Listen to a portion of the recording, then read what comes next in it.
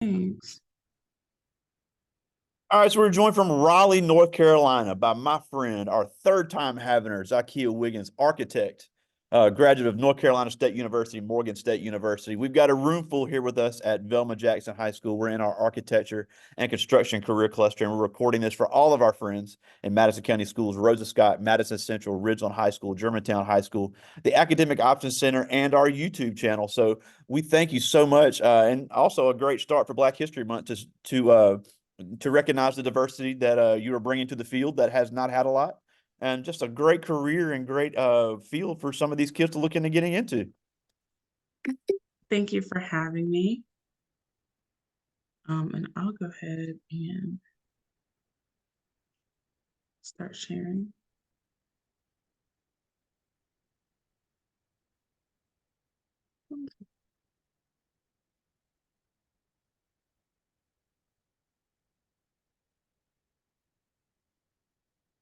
There we go. Yep, we see it. Cool. All right. I'm sorry, I need to change the view there. Okay, and now we're good. So thank you for the introduction. I'm Zakiya Wiggins, and I'm an architect here in North Carolina. Again, I did go to NC State for undergrad and Morgan State for my master's. I'm also the past president of NC NOMA, which is the North Carolina chapter of the National Organization of Minority Architects. I'm a founding board member of Diversify Architecture. I'm an alum of the AIA Virginia Emerging Leaders in Architecture program, and I've been practicing for about 7 years and been licensed nearly 3 years. So what does it take to become an architect?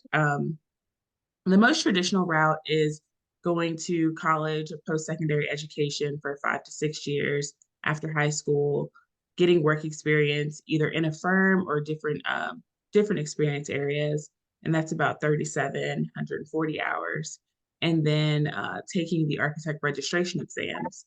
And so some of this stuff can happen at the same time, and some of it can happen consecutively. It just kind of depends on which route you take. Cool. There's also certifications that you can get. I'm LEED certified, and this just is about how sustainable your building is. Yep. So LEED has been around a little bit longer, and WELL AP is a new one that focuses more on the occupants' well-being, looking at movement and sound and mind and community. Yeah, and that lead is something you're seeing a lot on these new stadiums being built because they really hit the fact. Our like the new stadium they're building for the Clippers in Los Angeles, they were saying it's the top LEED certified building in the state of California, and I was like, "What's that?" And I actually looked it up, and it's really cool. Yeah, so one of the things that I guess most people don't know probably about buildings is that it's the construction of buildings and the operation of them is a big contributor to the greenhouse gases and global warming. And so to help kind of mitigate that is why we have LEED, in place, because if we can not put so much into the air, we wouldn't have to be trying to take so much back out of it. So now looking at some undergraduate work, this is so in school, you don't just dive right into architecture and thinking really about like the building and the landscape. It's a little bit more abstract sometimes. And so for this project, we looked at a painting, and I used the dark and light spots to determine where were the deepest parts of the landscape or the highest parts, and then built this kind of museum in that space. This project is a dairy barn. So NC State is an agricultural school. And so there's a farm, a teaching dairy barn on the campus. And so this project was to look at renovating that space and how you create the different levels for the students to access, as well as the instructors and the workers. Getting into some of my graduate work, this is the Veteran Ability Center. I wanted my client to be someone that kind of had extreme needs as far as accessibility. And so this project was community-based. It aimed to promote physical, mental, social well-being and through different types of training areas and access to natural light. So when you enter, starting on the first floor, you're kind of at that lowest level. You're at the level of the pool. And the idea with that is that when you are doing some type of rehabilitation, swimming pools are accessible really to all because the water is really soothing. It helps lift your body, and you're not putting as much strain on your body when you're in a swimming pool. And then as you're building strength, you're moving up to the training rooms that are on the second and third level. You're able to use the fitness ramp that goes around the building Yep. and the track that goes around the building. Um, and you're engaging with more light as you move around the building.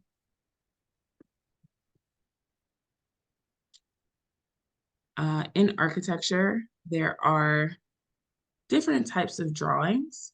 Um, and so the first type I'll talk about is elevations. And that's just looking at the outside of the building and seeing what are the different materials, how are they interacting with each other? Is it brick? Is it concrete? Is it wood? Do you have a lot of glass? The second type is section drawings. And those are like if you were to slice straight through the building, how are those materials actually connecting to each other? And how are they joined together? And how many different levels do you have? You know, are you going below ground or is everything above ground? These two are different types of renderings. So you have a daytime rendering on the left, the west one, and this is a nighttime rendering on the southwest. Wow. And that gives you an idea of how does something actually sit in the space.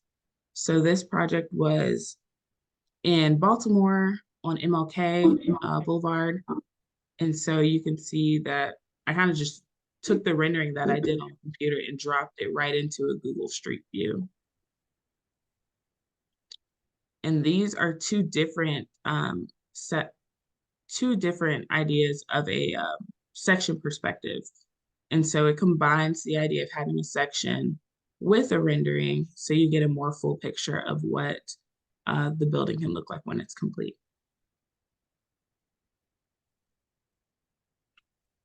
So what do I actually do on a day-to-day basis? Those drawings we just looked at, I plan buildings and sites, create drawings on the computer that contractors use to construct buildings. I visit sites to make sure they're actually getting built the way that we imagine it happening. And we have a lot of meetings with the client to discuss the design choices and select finishes and materials. And so client meetings, they start, you know, before the project starts and they continue until after the project is finished. It's very important to always check in with your client and make sure that they're happy with the way things are going and they don't have any, you know, changes that they want to make, but changes happen often. So now we'll look at some actual work that we have going on. So this is one of the elementary schools that I'm working on. Throughout my career, I've worked on public safety projects. I've worked on community projects. I've worked in higher education on college campuses. And now I'm doing K-12. And so this is an elementary school project. And this is just a rendering. The project hasn't started construction yet. Wow. And this is an interior rendering of what we want the library to look like, the media center. Wow. That's And awesome. so we work closely with the client, thanks, to, there's a media center consultant. So every single thing you see in here, somebody had to think about, somebody had to design. So for example, we would do the window layout. But then the mechanical engineers we would coordinate with to see where they want to put their ductwork. And then the electrical engineers and the lighting engineers we coordinate with to make sure that the ductwork and the lighting aren't hitting each other and how high that lighting needs to be so that, you know, it's not hanging down past the ceiling height. And then these little blue waves that you see are actually sound baffles, acoustic baffles, Yep. Hmm. to help keep the media center quiet. Yeah, and just looking at it too as well, you'd have to plan where the outlets would be for their electrical equipment, and you're dealing with carpenters as well with this woodwork. That is definitely a lot of coordination with the outlets, making sure that we design a layout that is going to be flexible for the future Yep. and not leave them stuck in only one type of formation. Yep. Yep. Oh, And cool. this is learning commons. And so in between the classrooms, there's these spaces that students can gather. They'll have tables and chairs so that they can do group work. These are reading nooks for just individual reading. And on the next slide, I'll show you what this looks like in an actual project that's finished. Um, this is Northridge High School or Northridge Elementary School. Um, and so this is another example of that learning commons. And the main entry to the school. And so since I Wow. have been with NC Noma for, I guess, 7 years now, I want to share some projects from our sponsors for NC Noma. And so all the next projects I'm going to show are from different firms that have sponsored NC Noma in 2023. So this first one is the Harvard Innovation Lab. And I chose this one so you guys can get a good look at how they chose to leave the ceilings open. So you can see like the ductwork inside the labs here. And you can see the wiring that's running through this like conduit is what it's called. And it's caged Wow. in uh, so that you don't have any wires just hanging down. And I love the transparency of this project. You're seeing outside, you're seeing across the labs, you're seeing downstairs. So you really feel connected to everyone that's in the space. This project Wow. is by In Situ, and sorry this top picture is blurry, um, but this is a park project that they did. I wanted y'all to see this one because this is not just one singular building. So architecture is about looking at the entire site and how all Yep. the components are working together. And so here, you see they have buildings over here, over here, over here. You have to think about parking. You have to think about the natural landscape. Um, you know, when you have water anywhere that's present near a site, there's often what we call setbacks, and that's how far you need to be away from that water in order to protect it as a natural resource. Wow. I never thought about And that. then, yeah, and also floodplains, so this could be a tiny creek, but it could overfill when it rains, and so you have to keep that in mind. This is a project by Neighboring Concepts, and this is a college dorm building. Wow. And so higher education sector. Um, and so this one I chose because the last project looked at more of like a ground view, and I wanted to incorporate this rooftop view. And Oh, so wow. oftentimes, exactly, rooftops can be just kind of a forgotten space, or you may just have Yeah. equipment up there, or it may just be more simple. But this one is what you call like an activated space because people can actually occupy it. Um, you often have to have heavier structure in order to hold Yeah. that load. Um, but you get these great views of Charlotte in this space. That's And awesome. Charlotte is our big city in North Carolina. This project is by Evoke Studio. It's a library, and I really love this one, so I have a lot of pictures of it. Um, and so what I like about this one is just the different types of material that they use, the way that they are really playful with how they fold different planes over each other. And you have the glass, you have this, structural, it's a column, but it's also very structural, it's artistic. Wow. That's Um, awesome. and let's see. And just as important as the outside is what are you doing inside? And so that first project we looked at had the ceiling completely open. And then this one has this ceiling, kind of open. And so Yeah. you still have your acoustical panels, but you're able to see how this structure goes all the way up and connects across. You're able to see how this structure ties into the exterior wall. Um, and then outside of the building, it's just a nice space with how they've done their book storage. So you see this, they have the normal like bookshelves here, but this is actually bookshelf two that curves around the space. That's awesome. Um, So and on that's a cool left, mural of Langston Hughes there. yeah. So yeah, on the left here, this is a conference room that's in the space or a study room, however you want to use it. This project is by Jacob Swiper. It's a music center. So I just have this one clip from this one. But they use the wood to be their pop of color, along with these are also a different type of acoustical baffle. Yeah, So that's that's one awesome. thing to think about. You see a lot of soft spaces in music buildings.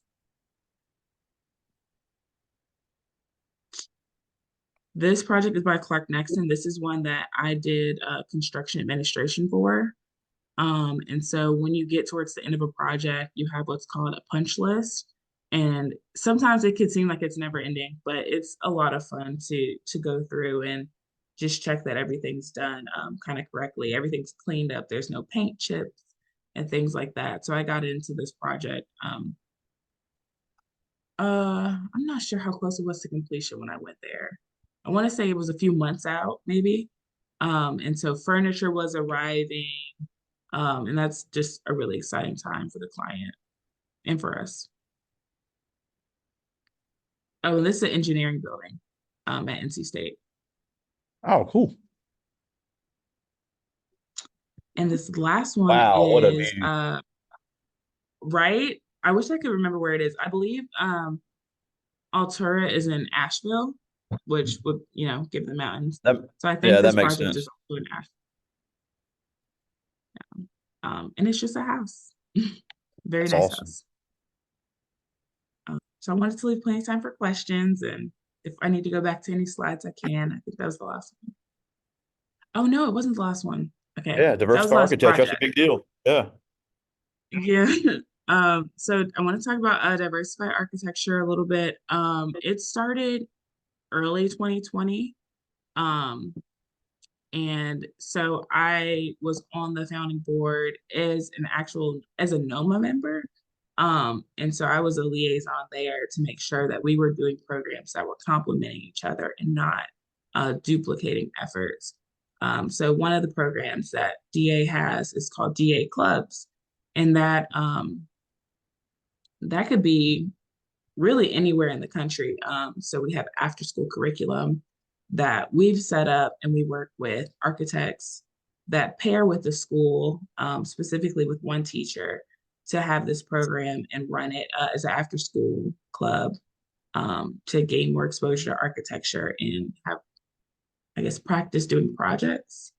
So I want to say in the first year we had over 200 students participate, but I don't know the current numbers of how much it's grown.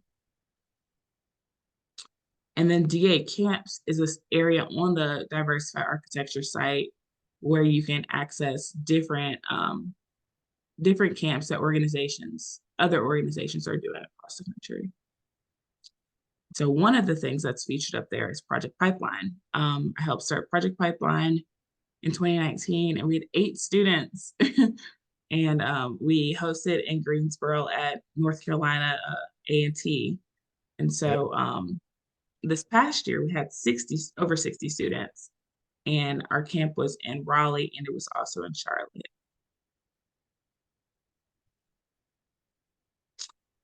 And I did a little research, and I found that there is now a Mississippi NOMA chapter. Oh, cool. And so They're in Jackson, which is about an hour, I guess, from y'all. But Yeah, I think it should a statewide chapter. But right now that's where it's located. yeah. We'll have to get in touch with them. That's awesome. And that is the last slide. Oh, well, that was, God, I get so amazed every time you show what you work on. It's just so cool. And I do have some questions from the students, but a few things I did want to talk about first is, and I know I've asked you this before, and I think this is important for kids that maybe may not be interested in architecture, but I still want to talk about college choices because you went to a great PWI, NC State, the Wolfpack there in Raleigh, and then you went to a great HBCU in Baltimore at Morgan State. So you had a great mix of PWI and HBCU education. And I think it's important to know and think about that each type of uh of university offers different things. So there's pros and cons of both. So what are some great things that a PWI can offer and some great things that a HBCU can offer? Okay, great. Yeah, we do talk about this. And so I was thinking a little bit about this earlier. And partially it depends on what you're looking for in a school. I think one thing that I always mention to high school students specifically, are you looking for a specific type of program because you know there's a niche thing that you're interested in? Or are you financially wanting to stay in state and be at a school whose tuition is more affordable, which is also important? Who is offering scholarships? What other, types of financial aid do you have coming in? And so my decision initially, when I applied for schools, I applied to two HBCUs and two PWIs. The two HBCUs also happened to be my two out of state schools, and I applied for the two in state schools. So I wanted to have a mix in there. Um, so I ended up going to NC State for undergrad to have that in-state tuition, and also like it was mentioned, because it's a great school. And so Yeah. some of the benefits I think there is just access to a network. If you plan on living in an area and you know there's area you want to be in for a long term, for a long time, I would recommend going to school in that area and building your network through your colleagues there, through your professors there. That's a really great resource. And I think, you know, Raleigh being kind of having most of its architecture firms not far from campus is a great benefit there. And professors that have taught there for a long time. You have them professors that are practicing and that have had decades of teaching experience. Um, some of the pros that I found from going to Morgan is it's also great to go away from home and expand that horizon. I feel like Morgan has a high focus on community, both in studio and in the projects that you do. And so I found NC State to be more technical in a way, with the way that we approach projects and the types of projects that were chosen. And Morgan to be more of a collaborative studio environment. Um, and so projects also focus on like how are we giving back to the community? Where is it located? Where are the needs? What are the needs? How are those being incorporated into a space that is going to be considered either public or public facing? Yeah. And And one thing then, about PWIs as well, I'm sorry, go ahead and finish and I'll finish my point. okay, I was just gonna add one other thing, resources when you're talking to these schools to ask them, what all do they have available, but then what all is also included in the tuition versus an additional cost to you. Oh, that's a great point, especially in some of these majors that require additional fees. That's a very valid point.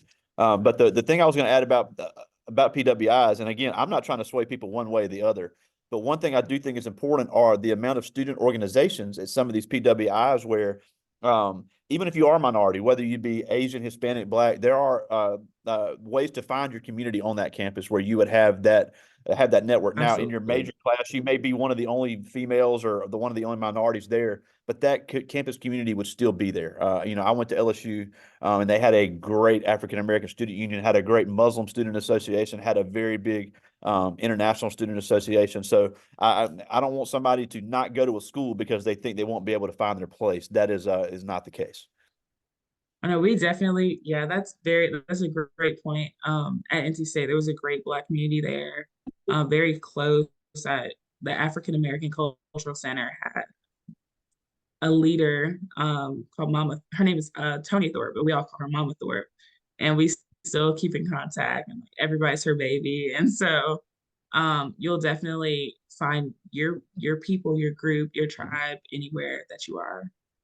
Awesome. Now, before I get to the students' questions, one thing I did want to mention, and I think this is important as well, because again, I'm all about giving students options because you mentioned about your site visits. So you deal with a lot of tradespeople, you deal with a lot of engineers.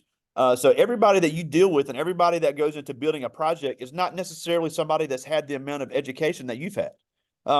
And I think that's important because we have great certification programs here in Mississippi. They can get certifications at high school and they can get a 1 or 2 year certificate, start working on these projects alongside people like you.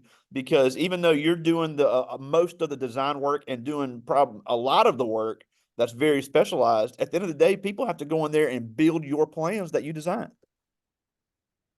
Yeah, and I'll add that tradespeople know a lot more than architects about their specific area. So I can say, this is where I want the bathrooms, this is where I want the toilets, but they actually know, okay, this is the size pipe that we're going to be running behind the wall, and that's far beyond my expertise. So there's a lot of worth in having that information and going into trades as well. Yeah, and I was before you came online, we just announced in Mississippi they're about to build a very large electric vehicle plant, not far from our Amazon fulfillment center. And you hear kids say, "Well, I want to go work there. They're going to make a lot of money." I said, "Well, the ones that are going to make the money are the ones that build the actual building, and design it because that thing has to be built before anybody can work there." So I think that's important to know that there's a lot of money to be made in the building being built before anybody ever steps foot Yes, in there as an employee. a lot of money to be made there for sure. Yeah. Big time. No, I got a few, I guess, questions from the students. I'll get to as many of these as I can. These are all ninth graders. This first one, we didn't really talk about. This is Rondell Ellis, and he asked, "What was it that made you interested in being an architect?" Oh, okay. Actually, when I was in ninth grade, I did a career research project, and I have always been drawing and painting, and I like math, and so we still had books. We weren't using the internet, to do this project, and so I'm flipping through and I'm looking at the different, professions, and when I came across architecture and seeing that combination of drawing and math because it's technical. That was what really interested me, and so a couple years later, I went to the NC State Design Camp to kind of see, okay, is this real? Do I really have interest in this? And through doing those projects over the course of that week, I decided it was what I wanted to That's awesome. Here's another good question. This is Colton Johnson, and he asked, "What's the most difficult project you've ever worked on?" do. I will say the I can't think of it was a biotechnical community college building. And so I would say it's the most difficult because the premise of the project was to have it be like a billboard. And so it was on it's near the intersection of two major highways. And there was a lot of angles, I guess. So like angles in the floor plans. And so having all those pieces come together correctly and doing a lot of coordination with structural, our structural engineers to make sure that we're getting the ceiling heights right. Where there was also cantilevers, and so a cantilever is when you have a column that comes up and then you have an overhang. And so if you're going to have an overhang, you have to have a beam that's a little, more beefy to support that building. Because if you have a smaller beam, you may have a weaker floor up there. So that's what complicated or made that project a little more difficult and challenging. Yeah, and something else that people don't think about, this happens in Mississippi all the time, is you got to look at the type of ground that's being built on. Because we have what's called Yazoo clay here, and people in construction projects just get in development hell because they think they have a plan. They go out there and they're going to lay the foundation. They're like, yeah, this material is not going to work. So I know that is something people don't think about, but it happens a lot. it it does happen a lot. we have a project that we thought we could do a shallow foundation. And that's when you just go under the ground a couple feet and lay some concrete, but we ended up doing piers that are like 20, 30 feet Dang. because of a condition like that. Yeah, and then that changes the whole budget. I mean, and I think, and because when you get a assignment from a client, they're going to stay under a budget, and that's something you have to think about as well. So it's not as easy as people might think. I just got two more. They didn't write their name on this one, but this is a great question. It says, it's asked, how long does it take to usually uh, finish a building from design until finish? It could be about 3 years, and that's if you don't get things held up. So right now, there's some projects that may have started, 2018, 2017, but then you have to think about maybe when they started wrapping up, we had COVID and, things got put on hold, or it's the economy can have an effect. But typically, you want to have a project start to finish somewhere between 3 and 5, depending on the size of it. And Wow. smaller projects can be a lot faster. Like houses, for example, houses do get done pretty quick. But we don't do single family residential. Wow. This is my last one. This is Christian McGee, one of our football players here. And he asked, uh, what process did you have to go through to get hired at the company you're at? Oh, okay.